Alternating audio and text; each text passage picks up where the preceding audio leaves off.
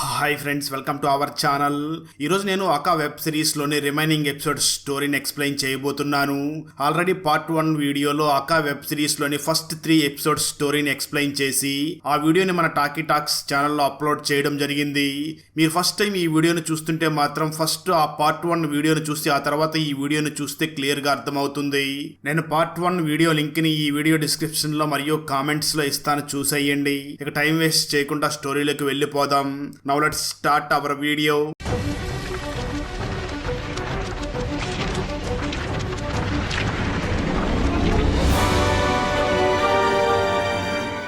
Video start చేసే ముందు మన ఛానల్లో లాస్ట్ వీడియోకి వచ్చిన బెస్ట్ కామెంట్ ఏమిటో చూద్దాం. అండ్ ఈ కామెంట్ నేను పర్సనల్గా సెలెక్ట్ చేసింది అయితే కాదు, సాఫ్ట్వేర్ ఆటోమేటిక్గా ఈ వీడియోని లైక్ చేసి కామెంట్ చేసిన బెస్ట్ కామెంట్ని ర్యాండమ్గా సెలెక్ట్ చేస్తుంది. So keep commenting. నెక్స్ట్ మీ కామెంటే సెలెక్ట్ అయ్యే ఛాన్స్ ఉంది.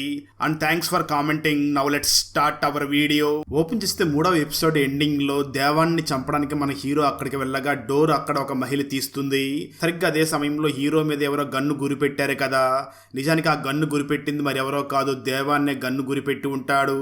అక్కడ నిజానికి డోర్ ఓపెన్ చేసినటువంటి ఆ అమ్మాయి పేరు ప్రియా కాగా తను ఒక వేసీగా వర్క్ చేస్తూ ఉంటుంది. అలా దేవానే రివర్స్ లో మన హీరోని బంధించి ఒక చైర్ లో కట్టేసి ఉంటాడు. ఆ తర్వాత దేవన్ ఇతను ఎందుకు నన్ను చంపడానికి ప్రయత్నిస్తున్నాడో అని ఆలోచిస్తూ ఉంటాడు. నిజానికి ఈ దేవానికి తనను ఎవరో ఫాలో అవుతున్నట్లుగా అనిపించి అంత తెలివిగా హీరోని పట్టుకుని ఉండి ఉంటాడు. అప్పుడే దేవానికి అకా అనే ఒక వ్యక్తి గురించి ఎవరో న్యూస్ లో చెప్తున్నారు కదా, బహుశా ఆ అక్క ఇతనేనేమో, అయినా నిన్నెవరు నా దగ్గరికి పంపించారు అని హీరోని అడుగుతూ ఉంటాడు. దాంతో ఆ హీరో కూడా నన్నెవరో పంపించలేదు అంటూ కవర్ చేసే ప్రయత్నం చేస్తూ ఉంటాడు. సరిగ్గా అదే సమయంలో ఆ దేవానికి నిన్ను ఎక్కడో చూసినట్లుగా ఉంది అని, నువ్వే కదా ఆ రోజు పాటల ప్రోగ్రామ్ కి వెళ్ళి అక్కడ కామెడీ చేసి వచ్చింది అంటూ మన హీరోని చూసి చాలా వెటకారంగా మాట్లాడుతూ ఉంటాడు. దాంతో హీరోకి చాలా కోపం వస్తూ ఉంటుంది, కానీ ఏమీ చేయలేని పరిస్థితుల్లో ఉండి ఉంటాడు. ఆ తర్వాత దేవాన్ వెంటనే ఆ హీరో కళ్ళ ముందే ప్రియాతో రొమాన్స్ చేయడానికి ట్రై చేస్తూ ఉంటాడు. ప్రియా మాత్రం అతని కళ్ళ ముందానంటూ ఉంటుంది. అయినప్పటికీ ఆ దేవాన్ మాత్రం అయితే ఏమిటి, వాడేమీ విడిపించుకోలేడు, వాడిని గట్టిగా కట్టేసి ఉన్నాను, వాడేమీ చేయలేడు అంటూ అక్కడే ప్రియాతో చాలా బలవంతంగా రొమాన్స్ చేయబోతూ ఉండడంతో ప్రియా చాలా అన్కంఫర్ట్ గా ఫీల్ అవుతూ వెంటనే ఆ దేవాన్ ప్రైవేట్ పార్ట్ కాడ తన్ని అతని గన్ను తీసేసుకుంటుంది. దాంతో ఆ దేవాన్ ప్లీజ్ నా గన్ను నాకు ఇవ్వు అంటూ ఉంటాడు. సరిగ్గా అదే సమయంలో హీరో కూడా ఆ ప్రియాని చూసి ఆ గన్ను నాకు ఇవ్వండి, నేను నిన్ను అతని నుంచి కాపాడుతానని అంటూ ఉంటాడు. నిజానికి ఆ ప్రియా ఒక వేసి అయినప్పటికీ ఈ దేవాన్ తనని చాలా చిత్రహింసలు పెట్టి ఉంటాడు. దాంతో ఆ ప్రియా దేవానికి గన్ను గురిపెట్టి అక్కడ ఉన్నటువంటి హీరో కట్లన్నీ కూడా విడిపించేస్తుంది. హీరో వెంటనే ప్రియా దగ్గర ఉన్న గన్ను తీసుకుని ఆ దేవాన్ని షూట్ చేసి చంపేస్తాడు. ఆ తర్వాత హీరోకి నా ఫేస్ ఈ ప్రియా చూసేసింది కదా, తను ఎవరికైనా చెప్పేస్తుందేమో, తనని కూడా చంపేస్తే బాగుంటుంది అని ఆలోచిస్తూ ఉంటాడు. అయితే ఆ సమయంలో ప్రియా మాత్రం హీరోని చూసి నువ్వు చాలా మంచి పని చేస్తున్నావు, నీకెప్పుడు నా సహాయం ఉంటుంది, నువ్వు చేసే ఈ పనిని నేను ఎవరి దగ్గర కూడా చెప్పను, నా మాట నమ్ము అని చెప్పి అక్కడి నుంచి వెళుతూ తన నెంబర్ని కూడా హీరోకి ఇచ్చి నీకేదైనా అవసరం ఉంటే నాకు కాల్ చెయ్యి అని చెప్పి వెళ్ళిపోతుంది. ఆ తర్వాత న్యూస్ లో చాలా మంది వ్యక్తులు కూడా మాట్లాడుతూ ఇలాంటి ఆకా లాంటి ప్రజలు ఊరికి ఒక నలుగురుంటే చాలు, ఎటువంటి సమస్యలు కూడా రావు, పోలీసు వాళ్ళ అవసరం కూడా లేదు అని అంటూ ఉంటారు. ఇది మొత్తం చూసినటువంటి ఇన్స్పెక్టర్ తన మెంటర్ అయినటువంటి రిటైర్డ్ పోలీస్ ఆఫీసర్ దగ్గరికి వెళ్ళి ఒక క్రిమినల్ ని చట్టాన్ని తన చేతిలోకి తీసుకున్నటువంటి వ్యక్తి గురించి ఈ విధంగా గొప్పగా మాట్లాడుతున్నారు, ఇదేమీ మంచిగా లేదు అని అంటూ ఉంటాడు. దానికి ఆ మెంటర్ కూడా సమాధానం చెప్తూ ఏం చేయమంటావు, మనం కూడా ఎంతో మంది కష్టపడి క్రిమినల్స్ ని పట్టుకుంటాం, కానీ వాళ్ళు పలుకుబడిని ఉపయోగించి బయటికి వచ్చేస్తూ ఉంటారు, అటువంటి వ్యక్తులు ఈ సమాజంలో ఉండకూడదు అని ప్రజలు కూడా ఈ విధంగా భావిస్తున్నారు అని అంటూ ఉంటాడు. ఆ తర్వాత పోలీసులు చనిపోయినటువంటి దేవన్ పక్కన ప్రియా అనే ఒక ప్రాస్టిట్యూట్ ఉంది కదా, తనని పిలిచి ఎంక్వైరీ చేస్తే ఏమైనా తెలుస్తుంది అని వెంటనే ప్రియాని పోలీస్ స్టేషన్ కి పిలిచి ఎంక్వైరీ చేయడం మొదలు పెడతారు. దాంతో ఇన్స్పెక్టర్ వెంటనే ప్రియాని ఎంక్వైరీ చేస్తూ ఆ దేవాన్ని చంపిన రోజు నువ్వు అక్కడే ఉన్నావు కదా, మరి ఆ కిల్లర్ అక్క ఎలా ఉంటాడో అతని ఫేస్ నువ్వు చూసావా అని అడుగుతాడు. దానికి ప్రియా చాలా తెలివిగా లేదు, తను అప్పుడు మాస్క్ పెట్టుకుని ఉన్నాడు అని కవర్ చేస్తుంది. అయితే ఇన్స్పెక్టర్ వెంటనే తిరిగి మళ్ళీ ఆ ప్రియాని చూసి సరే అతను మాట్లాడిన మాటలని బట్టి అతనికి ఎంత వయసు ఉంటుందో నువ్వు చెప్పగలవా అని అడుగుతాడు. ఆ మాటలు విన్నటువంటి ప్రియా ఎలాగైనా హీరోని కాపాడాలి అని బహుశా తనకి 65 సంవత్సరాలు ఉండి ఉండవచ్చు అని అబద్ధం చెప్తుంది. ఆ తర్వాత ఇన్స్పెక్టర్ వెంటనే మరొక వ్యక్తిని కూడా పిలిచి ఎంక్వైరీ చేస్తాడు. అయితే ఆ వ్యక్తి మాత్రం ఇన్స్పెక్టర్ ని చూసి నాకు తెలిసి ఆ ఆకాకి 30 ఇయర్స్ పైన ఉంటాయి అని అంటూ ఉంటాడు. అలా 30 ఇయర్స్ పైన ఉంటాయని చెప్పినటువంటి ఆ వ్యక్తి తిరిగి ఇంటికి వెళ్ళగా ఆ వ్యక్తి వైఫ్ చాలా తీవ్రంగా తిడుతూ నువ్వెందుకు ఆకాన్ని పట్టించాలనుకుంటున్నావు, అలా చెయ్యకు అని అంటుంది. ఆ తర్వాత రోజు ఎవరైతే 30 సంవత్సరాలు ఉంటాయని చెప్పాడో ఆ వ్యక్తి మళ్ళీ ఇన్స్పెక్టర్ దగ్గరికి వెళ్ళి సార్ నేను అబద్ధం చెప్పాను, బహుశా తనకి 65 సంవత్సరాలు ఉంటాయి అని అంటాడు. ఆ మాటలు విన్నటువంటి ఇన్స్పెక్టర్ అంటే ప్రియా కూడా 65 సంవత్సరాలు ఉన్నాయని చెప్పింది. ఖచ్చితంగా కిల్లర్కి 65 సంవత్సరాలే ఉండి ఉంటాయి. మరి 65 సంవత్సరాల వయసు ఉన్న వ్యక్తి ఈ విధంగా ఎలా హత్యలు చేయగలుగుతున్నాడు అని ఆలోచిస్తూ ఉంటాడు. అప్పుడే ఒక కానిస్టేబుల్ ఇన్స్పెక్టర్ ని చూసి సార్ 20 సంవత్సరాల క్రితం కూడా ఎగ్జాక్ట్ గా ఇదే విధంగా హత్యలు జరిగాయి, మళ్ళీ ఇప్పుడు అతనే తిరిగి వచ్చాడేమో అని అంటూ ఉంటాడు. మరోపక్క పోలీస్ స్టేషన్ దగ్గరికి చాలా మంది వ్యక్తులు వచ్చి మేమే అక్క అంటూ సరెండర్ అవుతూ ఉంటారు. ఎందుకంటే వాళ్ళందరూ కూడా అక్కని కాపాడాలి అని అలా వాళ్ళే వచ్చి పోలీస్ స్టేషన్ లో సరెండర్ అవుతూ ఉంటారు. ఇదంతా కూడా ఇంట్లో హీరో మరియు వాళ్ళ మామ చూస్తూ ఉండగా హీరో వెంటనే తన మామయ్యని చూసి మామ ఆ అక్కకి 60 సంవత్సరాలంట, బహుశా నువ్వేమీ ఆ అక్క కాదు కదా అంటూ ఆట పట్టిస్తూ ఉంటాడు. ఆ తర్వాత కూడా మన హీరో సోషల్ మీడియాలో బాగా యాక్టివ్గా ఉండడంతో అతనికి చాలా డబ్బులు వస్తూ ఉంటాయి. సరిగ్గా అదే సమయంలో ఇన్స్పెక్టర్ వైఫ్ అయినటువంటి స్నేహ తయారు చేసినటువంటి ఒక బేబీ ప్రొడక్ట్ వల్ల 2 చిన్నపిల్లలు చనిపోయారు అని టీవీలో న్యూస్ టెలికాస్ట్ అవుతూ ఉంటుంది. మరోపక్క స్నేహ తన భర్త అయినటువంటి పోలీస్ ఇన్స్పెక్టర్ దగ్గరికి వచ్చి చాలా బాధపడి ఏడుస్తూ నేను చెప్పిన ఫార్ములా యూస్ చేయకుండా వాళ్ళకి ఇష్టం వచ్చినట్లు ఫార్ములా యూస్ చేశారు, ఆ విధంగా చేయడం వల్లనే ఇప్పుడు ఈ విధంగా జరిగింది, కానీ తప్పంతా నాదే అన్నట్లుగా ఆ తప్పు మొత్తం నా మీదే వేస్తున్నారు, నేనే తప్పు చేయలేదు అని చాలా బాధపడుతూ ఉంటుంది. అది మొత్తం విన్నటువంటి ఇన్స్పెక్టర్ వెంటనే స్నేహాన్ని ఓదార్చుతూ నువ్వేం బాధపడకు, మనం ఈ విషయాన్ని చట్ట ప్రకారంగా తేల్చుకుందాం అని అంటూ ఉంటాడు. మరోపక్క మన హీరో ఒక కాస్ట్లీ మొబైల్ని కొని తన మామయ్య దగ్గరికి తీసుకుని వెళ్ళి ఇవ్వగా తన మామయ్య హీరోని చూసి ఇంత డబ్బులు నీ దగ్గరికి ఎలా వచ్చాయి అని అడుగుతూ ఉంటాడు. ఆ మాటలు విన్నటువంటి మన హీరో నేను పాటలు పాడి సోషల్ మీడియాలో అప్లోడ్ చేస్తూ ఉంటా కదా, దానికి కొంచెం డబ్బులు వచ్చింది అని చెప్పి కవర్ చేస్తాడు. ఆ వెంటనే హీరో ఒక సెకండ్ హ్యాండ్లో కూడా బైక్ తీసుకుని ఆ బైక్ని తన గర్ల్ ఫ్రెండ్ అయినటువంటి మాలినికి చూపించాలి అని మాలిని దగ్గరికి వెళ్ళి ఇద్దరు కూడా అక్కడ తిరగడానికి వెళ్తారు. ఆ తర్వాత హీరో మాలిని తీసుకుని తన డాక్టర్ దగ్గరికి వెళ్ళగా డాక్టర్ మన హీరోని చెక్ చేసి నీకు ఆరోగ్యం రాను రాను క్షీణిస్తుంది, కొంచెం జాగ్రత్తగా ఉండాలి అని కొన్ని టాబ్లెట్స్ ని కూడా రాసిస్తాడు. ఆ తర్వాత మాలిని మన హీరోని చూసి నువ్వు ఆ రెస్టారెంట్ లో డెలివరీ జాబ్ ని మానేసి వేరే జాబ్ ఏదైనా చూసుకోని అంటుంది. దానికి మన హీరో సమాధానం చెప్తూ ఇప్పటికిప్పుడు నేను ఆ జాబ్ ని మానలేను, మంచి జాబ్ ఏదైనా వస్తే ఖచ్చితంగా మానేస్తాను అని అంటూ ఉంటాడు. ఆ తర్వాత మాలిని హీరో వాళ్ళ మామయ్య దగ్గరికి వెళ్లి మాట్లాడుతూ ఉండగా హీరో మామయ్య మాలినిని చూసి ఈ మధ్య మా వాడు ఎక్కువగా డబ్బులు ఖర్చు పెడుతున్నాడు, నాకెందుకు వాడు తప్పుడు మార్గంలో వెళుతున్నాడేమో అని భయంగా ఉంది అని అంటూ ఉంటాడు. దానికి ఆ మాలిని సమాధానం చెప్తూ అలా ఏం కాదు, తను చాలా మంచివాడు అని అంటూ ఉంటుంది. ఆ మాటలు విన్నటువంటి హీరో మామయ్య వాడంత మంచివాడని చెప్తున్నావు అంటే ఖచ్చితంగా నువ్వు అతన్ని ప్రేమిస్తున్నావా అని అడుగుతాడు. అయితే దానికి మాలిని మాత్రం ఏం సమాధానం చెప్పకుండా మాట దాటేసి అక్కడి నుంచి పక్కకి వెళ్ళిపోతుంది. ఆ తర్వాత రోజు మన హీరో తను వర్క్ చేస్తున్నటువంటి ఆఫీస్కి వెళ్ళగా అక్కడ ఉన్న చాలా మంది కూడా పోలీసులు ఏదో ఒక క్లూ కనిపెట్టేశారు, త్వరలోనే ఆకాని కనిపెట్టేస్తారంట అని మాట్లాడుకుంటూ ఉంటారు. ఇవి మొత్తం వింటున్నటువంటి హీరో అసలు పోలీసులకి ఏ క్లూ దొరికి ఉంటుంది అని ఆలోచిస్తూ ఉంటాడు. సరిగ్గా అదే సమయంలో మన హీరోకి ఒక మెసేజ్ కూడా వస్తుంది. ఆ మెసేజ్ లో ఒక గుర్తు తెలియని వ్యక్తి నా వైఫ్ ఒక పెద్ద స్కెచ్ ఆర్టిస్ట్, ఎవరో ఒక వ్యక్తి నిన్ను చూశాడంట, ఆ వ్యక్తి పోలీసులకి ఇన్ఫార్మ్ చేయడంతో పోలీసులు ఆ వ్యక్తిని మా వైఫ్ దగ్గరికి తీసుకుని వచ్చి మా వైఫ్ చేత నీ డ్రాయింగ్ ని డ్రా చేయిస్తున్నారు. ఇదంతా కూడా నేను నీకు ఎందుకు చెప్తున్నానన్న డౌట్ కూడా నీకు రావచ్చు. నేను ఇదంతా ఎందుకు చెప్తున్నాను అంటే నా వైఫ్ నాకు తెలియకుండా వేరే వ్యక్తితో ఎఫ్ఐఆర్ పెట్టుకుని ఉంది, అందుకే తన మీద నాకు చాలా కోపంగా ఉంది. ఈ రోజు తను నీ ఆర్ట్ డ్రా చేసి పోలీసులకి ఇస్తే నువ్వు కూడా దొరికిపోయే అవకాశం ఉంది. అలాగే నాకు తన మీద చాలా కోపం ఉంది కాబట్టి నువ్వు పోలీసులకు దొరకకుండా ఉండాలి అంటే ఖచ్చితంగా నువ్వు నా వైఫ్ ని చంపేయి అని చెప్పి ఒక మెసేజ్ ని పెట్టి ఉంటాడు. దాన్ని చూసినటువంటి హీరో మనం పోలీసులకు దొరకకుండా ఉండాలి అంటే ఖచ్చితంగా ఆ అమ్మాయిని చంపేయాలి అని డిసైడ్ అవుతాడు. ఆ తర్వాత హీరో ఎక్కడైతే ఆ మహిళ డ్రాయింగ్ వేస్తుంది అని తెలుసుకున్నాడో ఆ రూమ్ దగ్గరికి వెళ్లి డోర్ ఓపెన్ చేయగా అక్కడ పోలీసులు ఉంటారు. ఇక ట్విస్ట్ ఏమిటి అంటే నిజానికి ఆ రూమ్ దగ్గరికి మన హీరో వెళ్లి ఉండడు, అక్కడికి ప్రియాని పంపించి ఉంటాడు. ప్రియా అక్కడ పోలీసులు ఉండడంతో కొంచెం కూడా భయపడకుండా నేను ప్రాస్టిట్యూషన్ చేస్తూ ఉంటాను కదా, ఎవరో కస్టమర్ ఫోన్ చేయడంతో ఇక్కడికి వచ్చాను అని కవర్ చేస్తుంది. దాంతో ఇన్స్పెక్టర్ వెంటనే ప్రియాని ఆ రూమ్ లోపల కూర్చోబెట్టి ఖచ్చితంగా ఆకా కూడా ఇక్కడికే వచ్చి ఉంటాడు, అతన్ని ఈ చుట్టుపక్కలంతా కూడా వెతకండి అని అంటూ ఉంటాడు. ఉంటాడు. దాంతో పోలీసులు ఆ హోటల్ అంతా కూడా అకా కోసం వెతుకుతూ ఉంటారు. ఇదంతా గమనించినటువంటి మన హీరో ఇక్కడ ఉండడం చాలా ప్రమాదం అని వెంటనే ఒక వాష్రూమ్ లోకి వెళ్ళగా అదే సమయంలో ఆ హోటల్ మొత్తం వెతుకుతున్నటువంటి ఒక కానిస్టేబుల్ ఎక్కడైతే మన హీరో ఉన్నాడో ఆ వాష్రూమ్ దగ్గరికి వచ్చి తలుపు తడుతూ ఉంటాడు. లోపల ఉన్నటువంటి హీరో నాకు అర్జెంట్ గా బాత్రూమ్ వచ్చి లోపల ఉన్నాను, ఒక 5 minutes వెయిట్ చెయ్యండి అని అంటాడు. అయితే ఆ మాటలో ఉన్నటువంటి కానిస్టేబుల్ ఏం ప్రాబ్లం లేదు, నేను బయట వెయిట్ చేస్తూ ఉంటాను అని అంటూ ఉంటాడు. ఇక్కడ అందరికీ కూడా ఖచ్చితంగా హీరో దొరికిపోతాడు అనిపిస్తూ ఉంటుంది. కానీ సరిగ్గా అదే సమయంలో హోటల్ దగ్గరికి చాలా మంది ప్రజలు కత్తులు కర్రలో తీసుకుని వచ్చి గొడవలు చేస్తూ ఉంటారు. ట్విస్ట్ ఏమిటి అంటే ఆ బాత్రూమ్ లో ఉన్నటువంటి మన హీరో తన సోషల్ మీడియా గ్రూప్ లో ఒక మెసేజ్ పెడతాడు. నేను హోటల్లో పోలీసులకు దొరికిపోయేలాగా ఉన్నాను, మీరందరూ వచ్చి నాకు సహాయం చెయ్యండి అని ఒక మెసేజ్ ని టైప్ చేసి పోస్ట్ చేసి ఉంటాడు.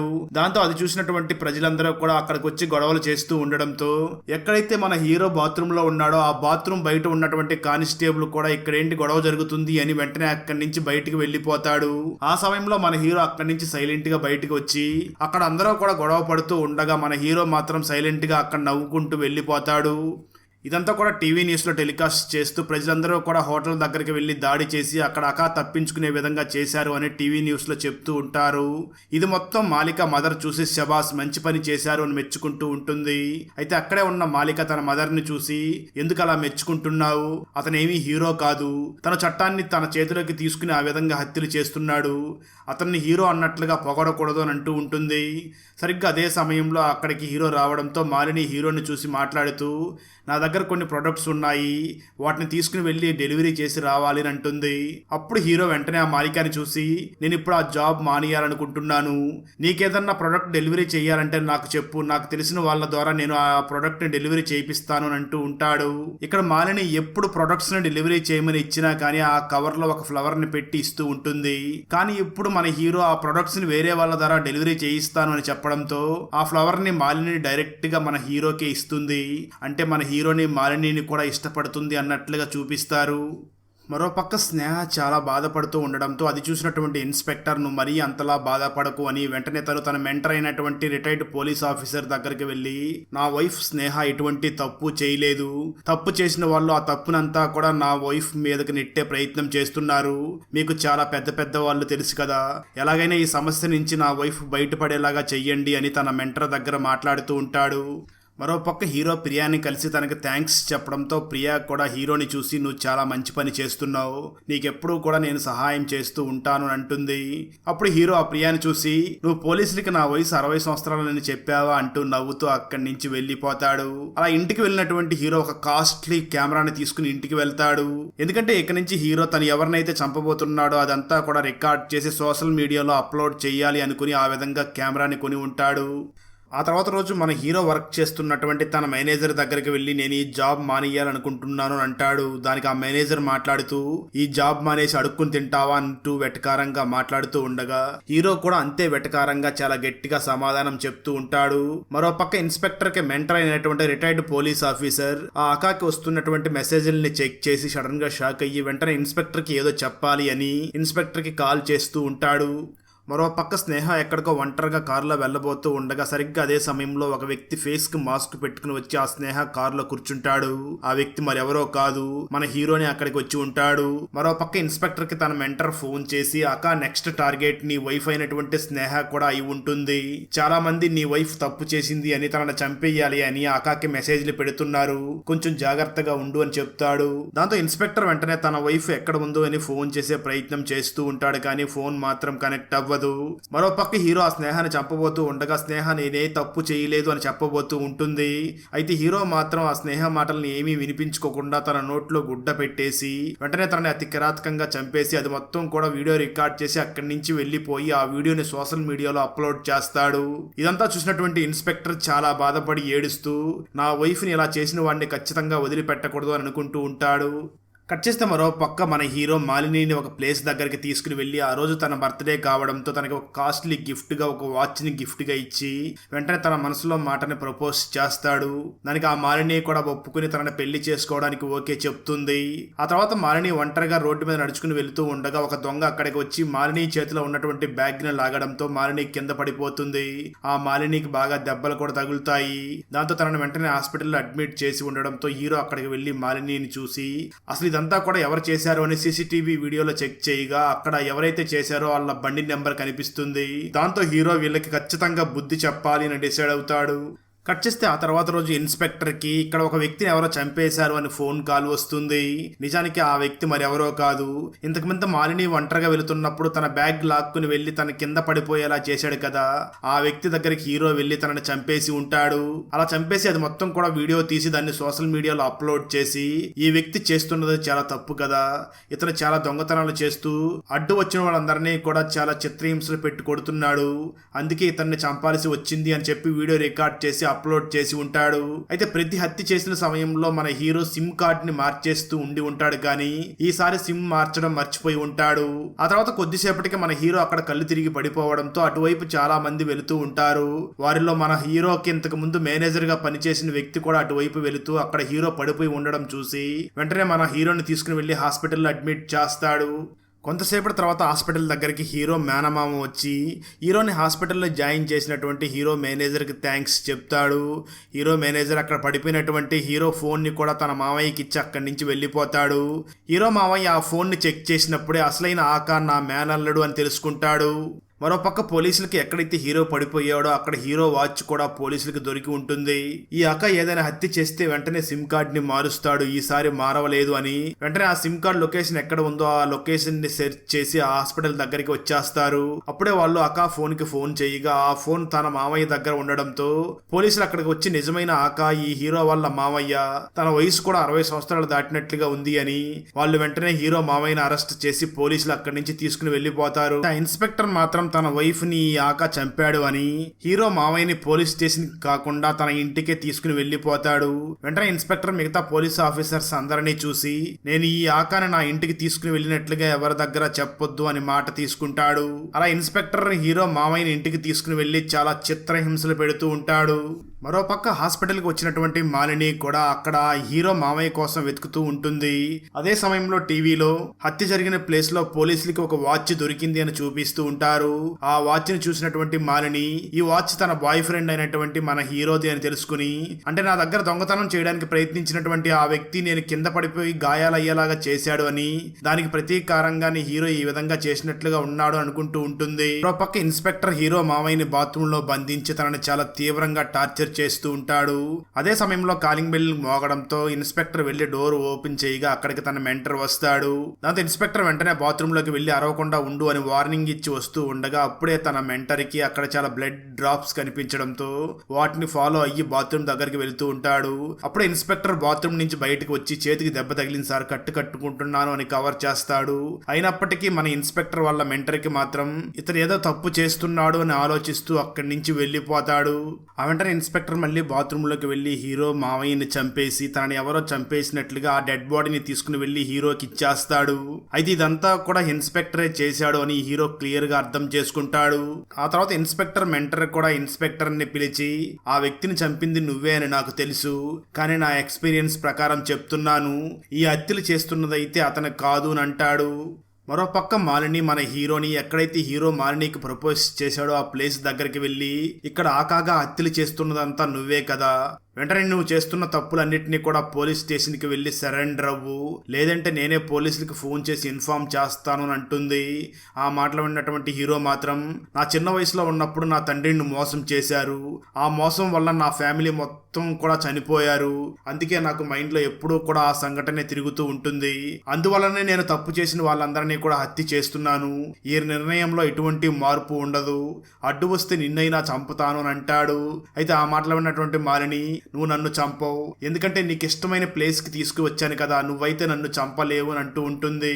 ఆ మాటలు విన్నటువంటి హీరో వెంటనే మాలిని దగ్గరికి వెళ్లి చంపేస్తాను అంటూ తన గొంతు పట్టుకుని నలుపుతూ సడన్ గా కళ్ళు తిరిగి కింద పడిపోతాడు.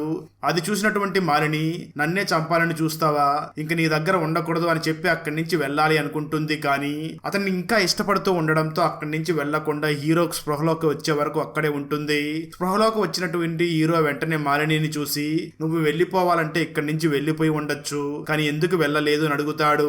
అప్పుడు ఆ మాలిని సమాధానం చెప్తూ, నిజమే, నేను వెళ్ళిపోవాలి అనుకుంటే వెళ్ళిపోయి ఉండవచ్చు, కానీ నేను నిన్ను ఇంకా ప్రేమిస్తున్నాను. ఒక పని చెయ్యి, నువ్వు పోలీసుల దగ్గర సరెండర్ అవ్వకపోయినా సరే ఇక నుంచి మాత్రం అలాంటి తప్పులు చేయకుండా ఉంటే చాలు, నేను నీతో కలిసి జీవించాలనుకుంటున్నాను అని అంటూ ఉంటుంది. పక్క ఇన్స్పెక్టర్ కి ఎక్కడైతే లొకేషన్ లో తనకి ఒక వాచ్ దొరికింది కదా, దాన్ని చెక్ చేయగా దాని మీద ఒక DNA శాంపిల్ దొరకడంతో తను చాలా సంతోషపడుతూ ఉంటాడు. ఆ వెంటనే తను ప్రియాని మళ్ళీ అరెస్ట్ చేసి తీసుకుని వచ్చి, ఖచ్చితంగా నువ్వు హోటల్లో ఆకా ఫేస్ని చూసి ఉంటావు, అతను ఎవరో చెప్పు అంటూ తనని టార్చర్ చేస్తూ ఆ ప్రియా వేళ్ళు కట్ చేయడానికి వెళుతూ ఉంటాడు. కట్ చేస్తే ఇక్కడే ఒక భయంకరమైన ట్విస్ట్ కూడా రివీల్ అవుతుంది. నిజానికి 20 సంవత్సరాల క్రితం అకా అనే ఒక వ్యక్తి ఇలాంటి హత్యలు చేశాడు అని చెప్పుకున్నాం కదా, ఆ వ్యక్తి మరి ఎవరో కాదు, మన ఇన్స్పెక్టర్ కి మెంటర్ గా ఉన్నటువంటి రిటైర్డ్ పోలీస్ ఆఫీసర్ ఉన్నాడు కదా, అతనే అప్పుడు ఆ విధంగా హత్యలు చేసి ఉంటాడు.